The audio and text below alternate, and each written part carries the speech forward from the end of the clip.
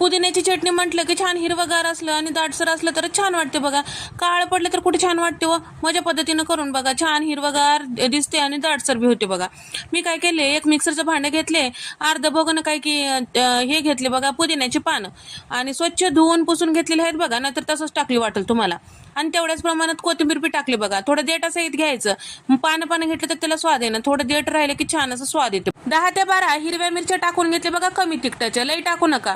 आणि तिखट असलं टाकलं तर चटणी तिखट होते बघा, कमी तिखटाच्याच टाका. लेकरं ते खातात मग आता तिखट झालं की चटणी खायनात कोणी बी.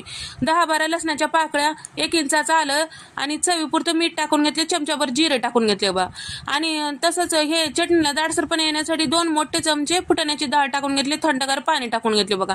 आंबट गोड होण्यासाठी 2 चमचे लिंबाचा रस आणि 1 चमचाभर साखर टाकून घेतली बघा. रंग टिकून राहण्यासाठी इथं मी काय केले, बर्फाचे खडे टाकून झाकण लावून छान मेणावानी चटणी काढून घेतली बघा.